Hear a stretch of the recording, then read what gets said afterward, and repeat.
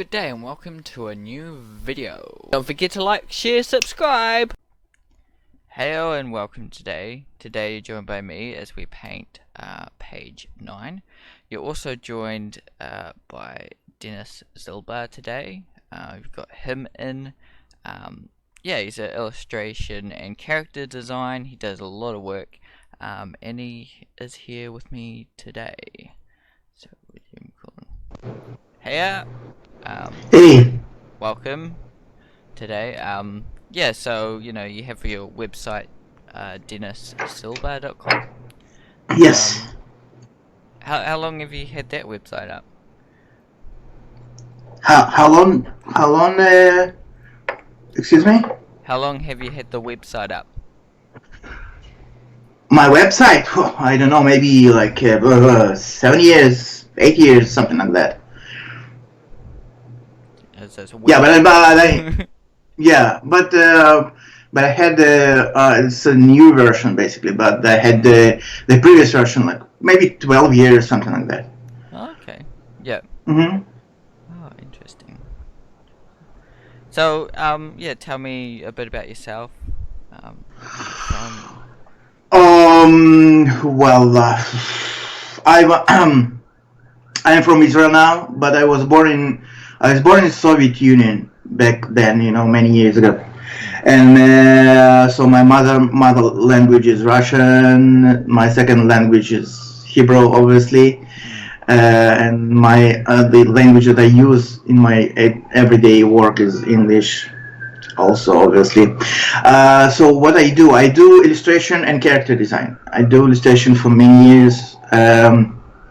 I did a lot of. I started as editorial illustrator. Well, yes, I started as an editorial illustrator. I did for many years. I worked with GQ magazine and local newspapers and magazines in Israel, and then I kind of switched. I wanted to be an animator. My main goal, my kind of holy grail of my career was to become an animator. So I started to study animation online in a very good and famous school, animationmentor.com, and I kind of I graduated from that school with I became an animator basically, technically, but I never used that knowledge because I at some point I realized that I can I can be much more successful in illustration industry, illustration business than in animation, and so I do have some animation background, but I don't use it. Well, I use it, but and not directly. And then I started to work as a character designer for animation and for different projects like for gaming, board games and online games, casual games, whatever. And also I work a lot with advertising.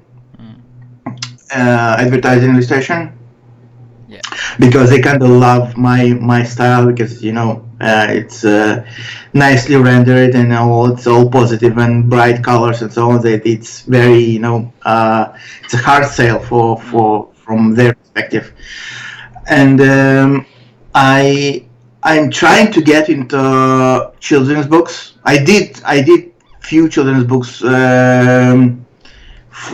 the major publishers like Penguin Publishing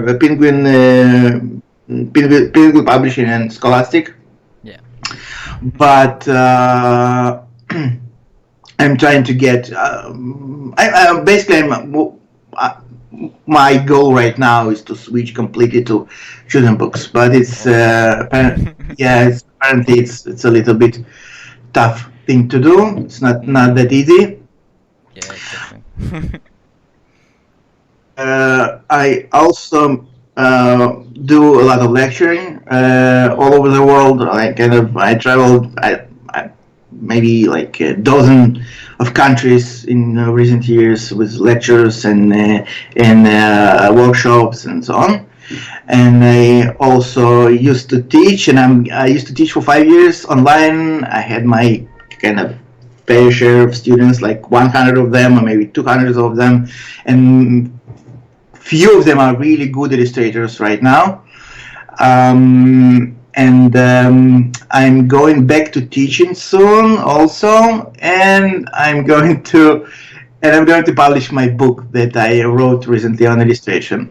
Okay. So that is what I do like in short. Yeah. Awesome. I do everything basically. I do everything what is everything related to drawing and illustration. I do everything. I'm kind of jack of all trades. So, are you actually going to be like a professional teacher somewhere, or is this like online kind of teaching? No, online. No, I'm not a professional, of course. Well, yeah, no, we can define professional, because if I used to teach for 5 years. I had a lot of students. Like I had at some point I had 40 students simultaneously. Every week I had to check their homeworks, and give them critiques. So it was a full-time job. So it was I did nothing but that. So I was a professional teacher. And by the way, my course on illustration and character design was kind of unique, because it was 4 months, 16 lessons, 16 weekly lessons. It was 4 months, and it was kind of a complete like university, kind of a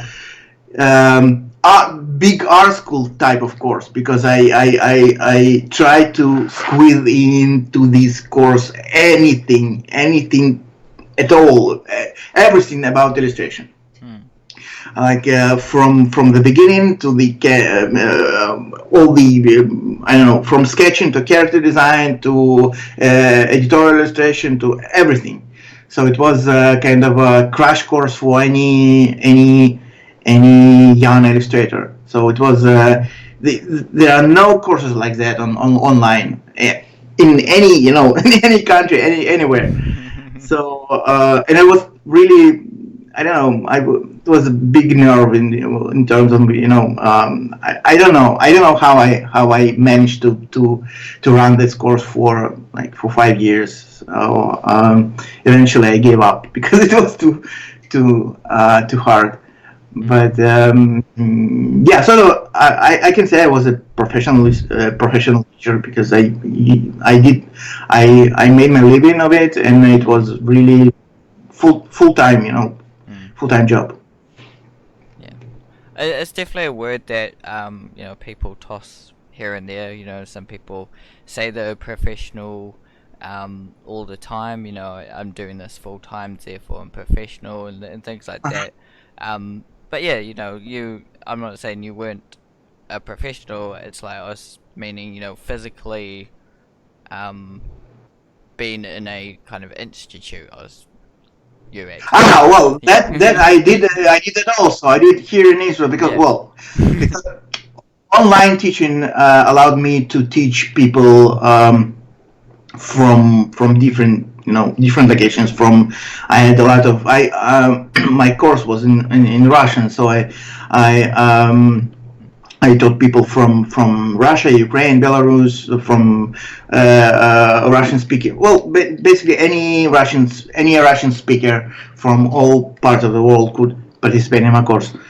But at some point, I took a job here in a local college in Israel for 1 semester, and I actually taught, with real people, real living human beings.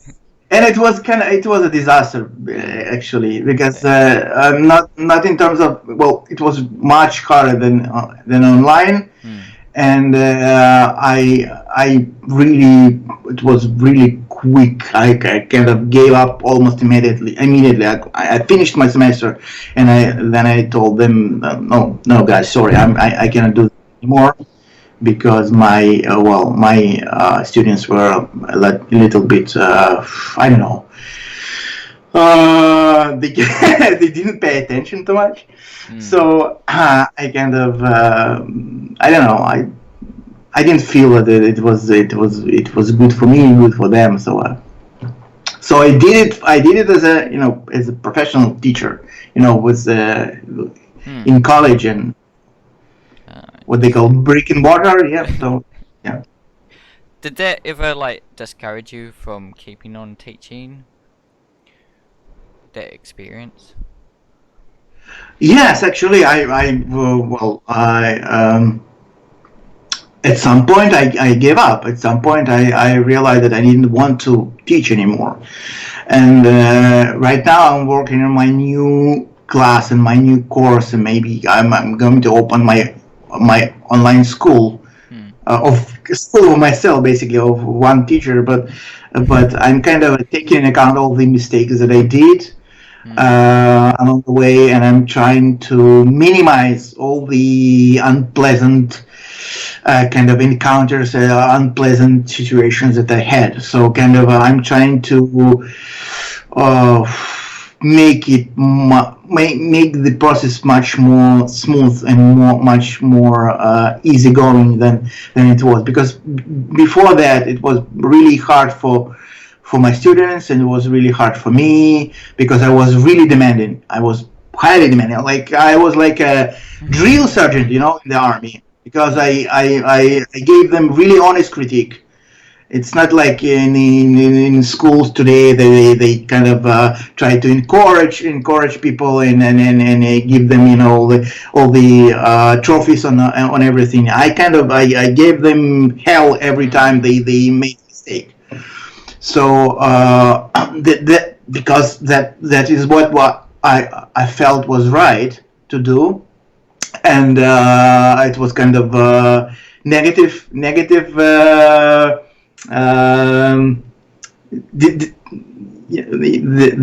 the positive and negative. Not support, but well. Anyway, so I try to give them as much as possible in very limited time. So I try to give them the feeling of what is professional illustration all about, and what is the industry all about. So each time they made mistakes, I told them, you made a mistake. It's really bad. So it won't work in the real world. So people cried, but especially girls. I had most of my students were girls, so they cried. They did the homeworks, but they cried, in the in between, and they told me that after that. So right now I'm trying to make my kind of my course that way that nobody will be crying anymore. So everybody will be or happy, or at least not that unhappy. So I'm learning from my mistakes. I'm hoping. I hope so. Yeah, well, you've got to. You just, learn from your mistakes and keep going. I mean, everyone kind of learns in different ways. I remember in my courses, the course that I did, with my classmates, everyone had kind of their different personalities, and there were some people. Like me, I was kind of chill. I just kind of worked through the work. I didn't kind of complain about anything. I just kept on working and just trying to meet my deadlines and everything like that. But there were others that were struggling, and could see they're staying up all night and into tears and things like that. So you have all these mixed personalities, and it was good for we all got together and kind of helped each other out. It's good to have that too, with that kind of environment. With kind of online stuff, you don't have that a lot, like your students helping you out and that up and downs of it. But yeah. Actually, when I was teaching, I kind of and that was, by the way, probably one of the biggest mistakes. I kind of gave them opportunity um, to communicate with each other. I gave them a platform. On the website and in some Skype group. We used to talk a lot, like I don't know, almost 24/7, because it was almost always open. The Skype group was open, and everybody, people from people were from different parts of the world. Some of them were from Canada, and some of them were from Russia, and they were typing, all those stuff, the questions, and I was responding, and they were chatting, and actually they remain. Some of them, especially the first two classes of that they run, they remain friends until today. It was like 7 years ago. So I kind of I try to give them, give them that platform to be like a real class, like real classmates, not just people, kind of strange random persons of sitting in their in the rooms and not knowing each other. So and that, by the way, I believe that was my mistake, because I got so connected to the class that I took it really personal. Every mistake, every also every success, but all their mistakes, all the kind of relationships with those people. Kind of, sometimes it wasn't good for me, because sometimes I felt that I'm giving. I was, every young teacher, I tried to give them my best, and at some point I felt that I don't have any kind of adequate response, and I don't have any feedback. I don't have any same enthusiasm on their side, and it really hurt me a lot. So that was one of the reasons that I kind of left that school, that I stopped teaching, because I felt that I was giving much more than my students, and what I'm trying to build right now is something with less communication, at least between me and my students, something more kind of ordinary, and something more usual, kind of to give them information, to give them feedback, but not get involved personally, emotionally, because it's too hard for me. Well, if you are one person, one teacher, and you have like 40 students, and different students with different, as you said, different personalities, and sometimes they good people, sometimes they're kind of slightly less good, and with different different demands, and different, some of them are slightly crazy, some of them are really nice people, and you just kind of, I don't know, you just burn out at some point, because it's not easy. You need to have that gift of teaching, or be really kind of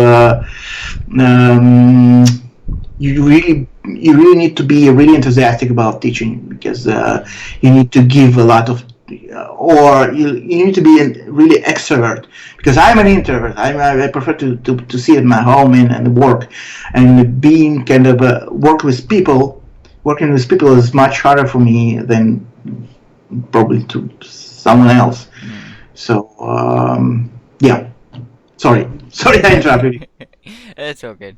Yeah, it's another kind of skill set. Not everyone has that kind of skill to actually work with other people, or a lot of Of people. course, Sometimes, yes. not everyone has that.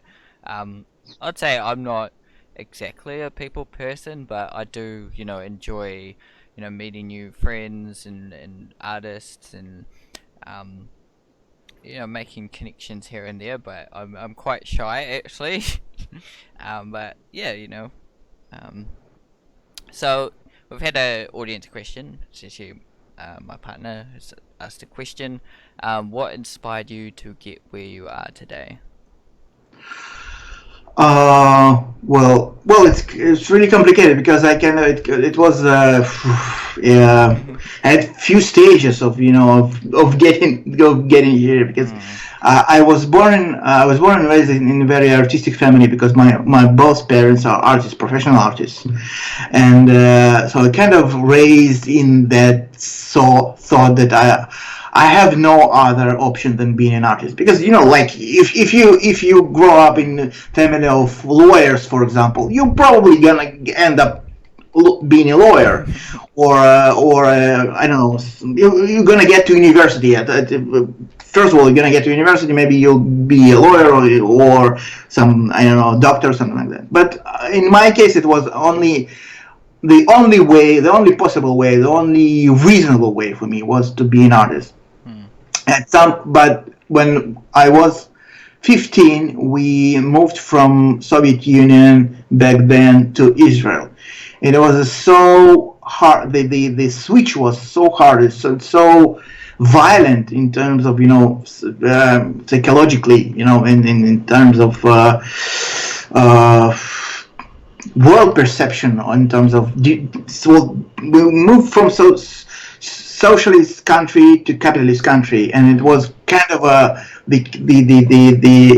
the opposite of what we knew. And for me, I was 15 years old. It was complete. Now it wasn't disaster, but it was really hard move. So I stopped drawing. I used to draw a lot, and I stopped drawing for 10 years. For 10 years, from 16 to 26, I didn't draw because I thought that no one needed it. I thought that my skill. I was a really good drawer when I was a kid. I could draw really nice, almost like a professional artist, because for some, I don't know, somehow I had that gift when I was a kid.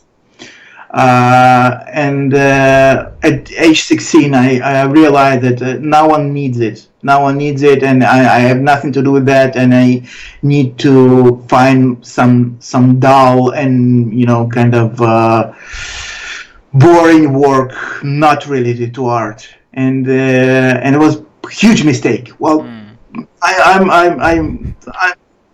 up until today. I'm sorry about that stupid things that I did, that I basically didn't do for 10 years. And then at age of 26, I thought maybe I can do design or something like that. Web design, and I started to do web design and a little bit of illustration for web design purposes. And then I saw I believe it was or Shrek, the first, or maybe it was The Incredibles. Probably it was Shrek, and then The Incredibles. Kind of Shrek. It was a kind of a first shot, and the Incredibles just completely killed me. Like just I was devastated. I knew from that moment. I knew that I wanted to create that type of art or something. I didn't know what. Exactly, because I've seen the design, the colors, and then the movement and everything. Well, obviously it was Brad Bird, who is genius. Yes, and so kind of was really good influence for me. So I wanted first of all I wanted to become an animator, but I didn't know actually what was animation about. So I wanted to create something cartoonish, like and colorful and very expressive, and that basically was my kind of initial impulse. So that kind of drove me towards the current situation, because since since then I'm doing basically the same what I liked back then. I do stuff that is colorful. I do stuff that is cartoon. I do stuff that is expressive, and animation. Animation helped me a lot. That course that I did in animation, also had, because I had some background in art, in fine arts, from my parents and from my childhood, so it kind of made a little bit easier for me to learn everything by myself, because I didn't go to art school, so I had to learn anything by myself. But when I started to draw and to kind of to learn at the age of 26, I had some background. I knew, at least I knew some basics of human anatomy. I knew some basics of art history, and I knew some. I had some drawing skills, basic drawing skills. On the other hand, I had to learn from scratch all the light and color stuff, all those skills, because I had to be. The problem was that it wasn't kind of. You couldn't find it in any school or any book. Well, maybe except for the book of maybe the James Garney books on yeah. So I met him in person a few years ago. The guy, yeah, he's a really nice guy. So and but he also he knows this stuff. He knows that he has that skill, but he kind of he explains it really, on the surface, not in deep. So I had to move. I had to learn it from the perspective of physics. I had to kind of open up Wikipedia and all the websites and books on physics, on optics, and stuff, and I had to learn 3D packages, like Maya and Mental Ray back then, to learn how physically correct renderers work. And then from that, I kind of had my basis for understanding of light, and that was not from my childhood, not from my parents. That I learned by myself. And character design, of course, I had to kind of do my own research and learn it by myself, and yeah. So. What was I talking about? I don't remember.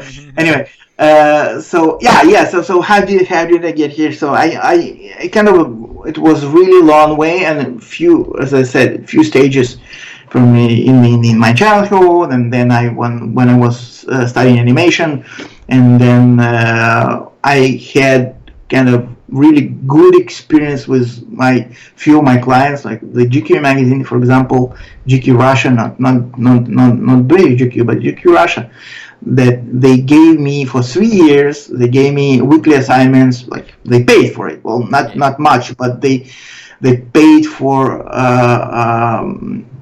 illustrations, but they gave me complete free hand, complete liberty of doing anything that I wanted to do. I could switch styles, but it doesn't happen in any with any it never happens in real world, in big world, in professional world. They don't allow you to switch styles, because they hire, usually clients hire you for some particular style, for your particular approach and your vision of form and color and so on.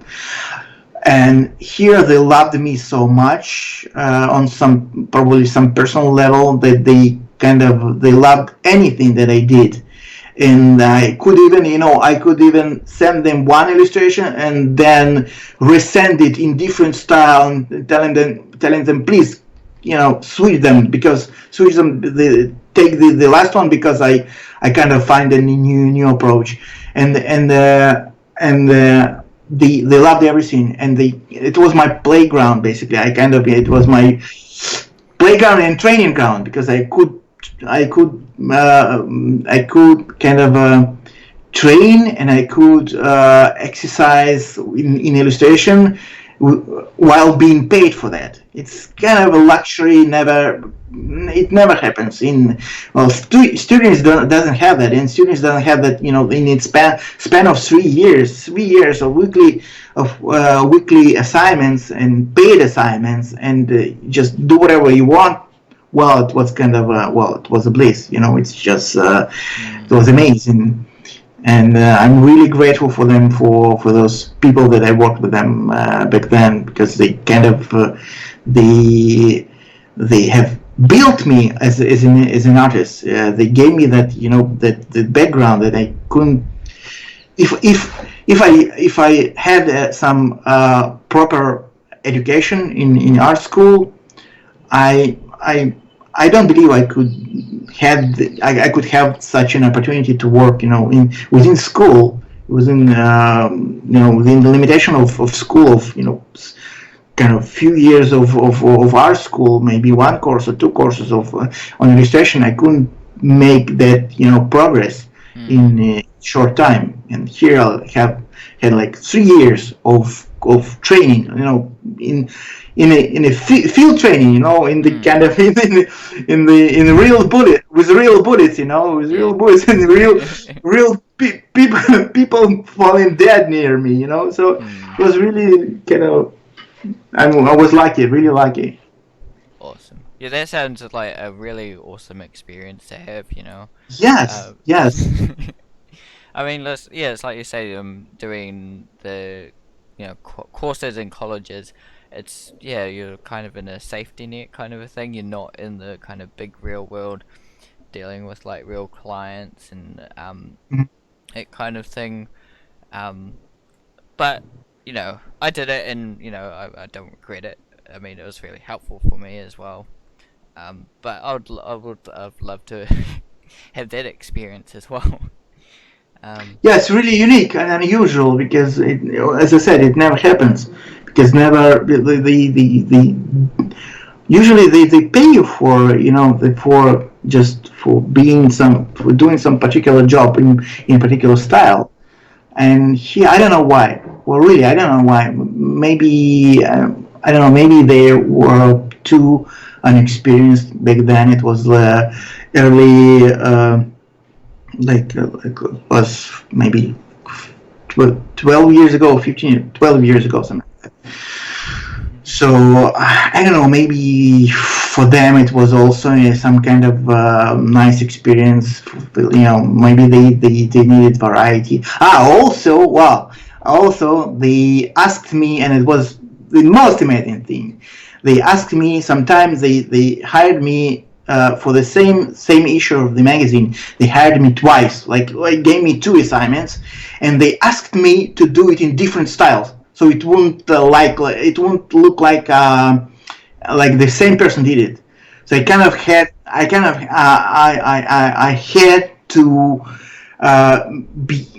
had to switch styles and to do stuff in different, with different approaches. It was even more amazing, As I say, it never happens. It was my unique experience, kind of. Yeah, a gift from the world. Yeah. Awesome. So I have a question.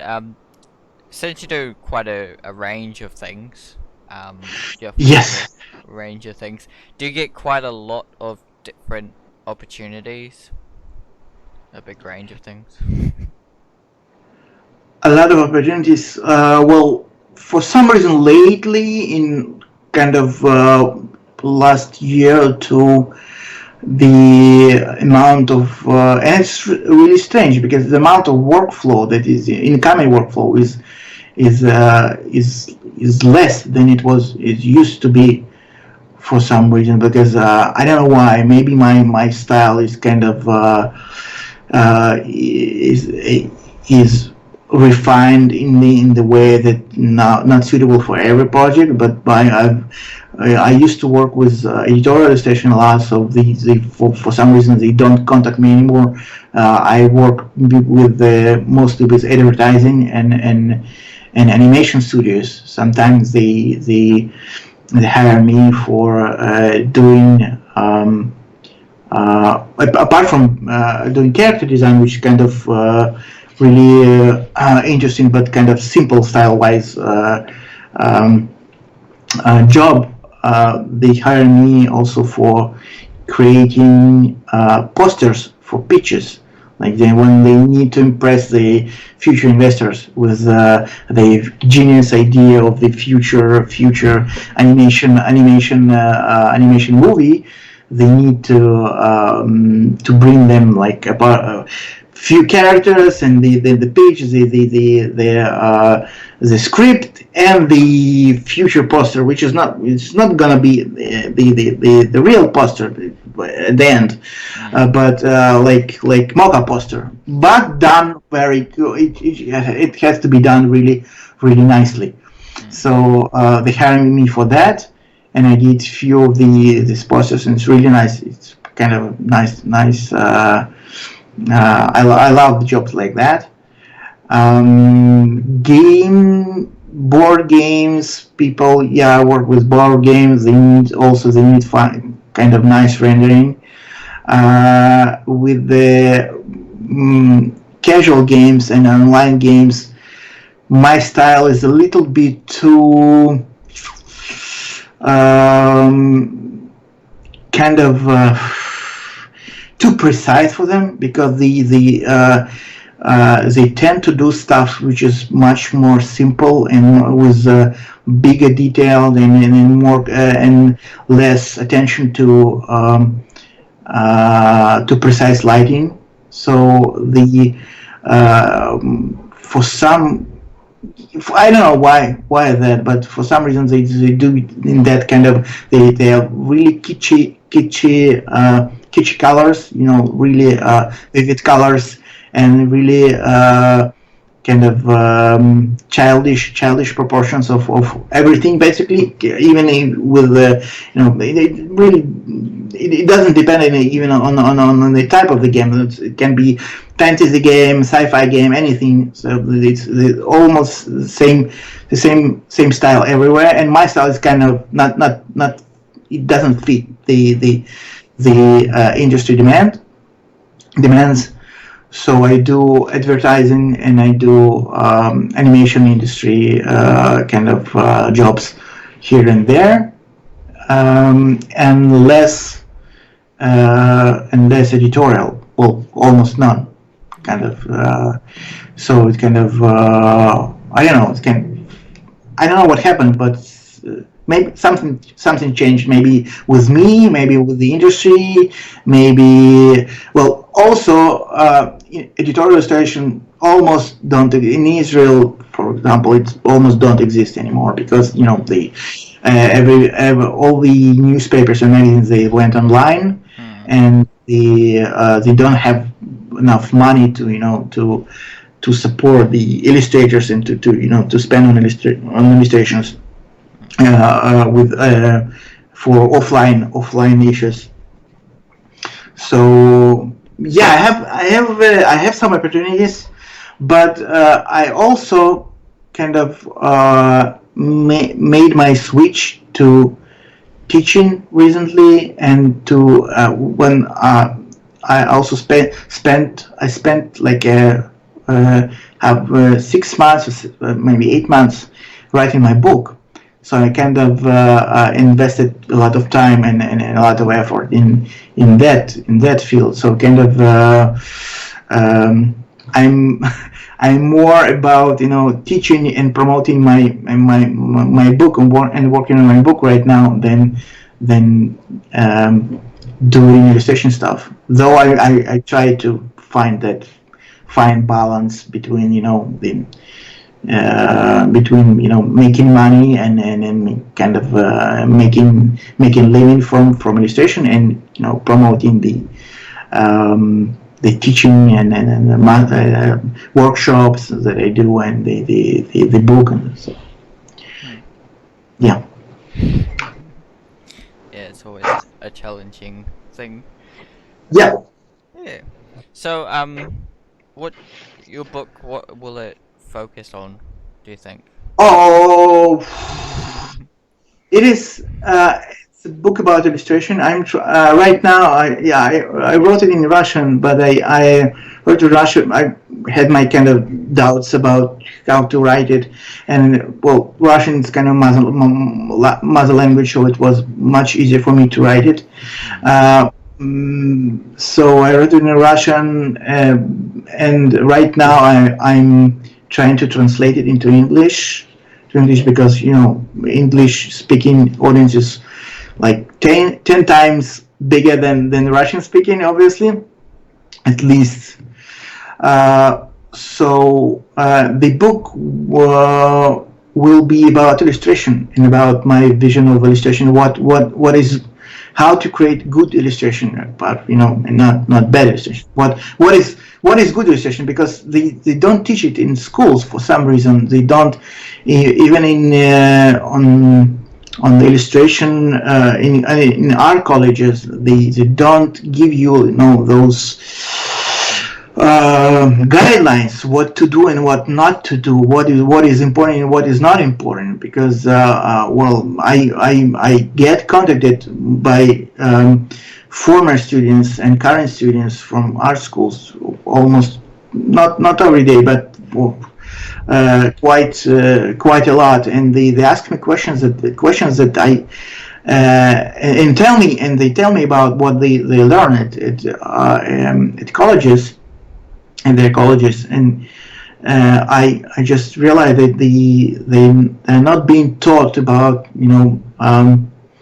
the industry, what they are obliged to do, and what the demands of the industry, not in technical way, making deadlines and so on, meeting deadlines, or I don't know, being nice to people, or accepting critique, but what is important and what is not important. For example, that first of all you need to deliver idea, not just to work for yourself. You need to be able to tell a story with your illustration. Otherwise, it's not illustration. Otherwise, it's not usable in illustration industry.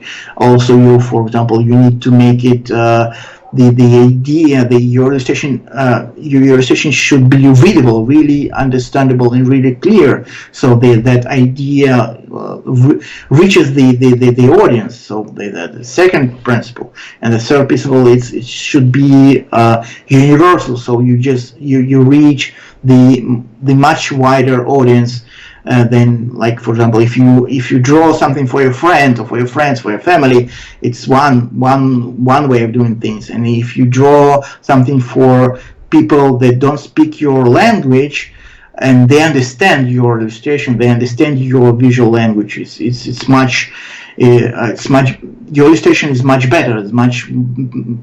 It works much better.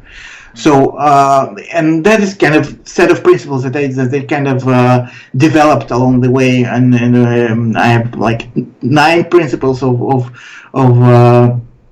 good illustration, and it's divided into 3 stages, basically: the style, story, style, and technique. So and that is basically what I'm talking about in my book. Well, I kind of go one by one from the most important to the less important principle, and I explain, and they're kind of really logically, they build that way that it's kind of logically kind of it's really obvious, and really it works really nice one after another. So and that is why I'm trying. That is what I'm trying to explain to. Like I used to explain to my students, for example, what is good illustration? Why one illustration can be called good, and the other illustration wouldn't work, just because of those principles. If you don't follow some guidelines, some basic principles, some basic rules, you just you just draw. You can create something that would be really nice looking, beautiful as art, but not good as an illustration. and you cannot use it in illustration business or anywhere in illustration industry. So there's a huge difference between beautiful image and illustration, and that is what I'm trying to explain in that book. Awesome. Yeah. That sounds really awesome. I'd love to, if I could pick up a copy. One day it will be translated in English, and I'm going to publish it on Amazon, some self-on-demand service, something like that, because I'm not sure that any publisher would be interested in that, but I'm okay with self-publishing, no problem at all. So hopefully this year it will be out on Amazon. Awesome. I'd love to see that. Cool. So that's pretty much the video. Any last words you'd like to say? Last words. Stay positive. I don't know. Well, something really simple, like work hard, stay positive, don't do drugs. Don't drop of the school or something like that. Be good to people. I don't know. Eat healthy, like work out. Yeah, that's all. Awesome. Well, that's been really awesome. That's been me and Denis Zilber. You can check out as well. Yeah. Link in description. Yeah, keep drawing, and keep creating, and we'll see you all in the next video. Goodbye. Okay. Bye bye.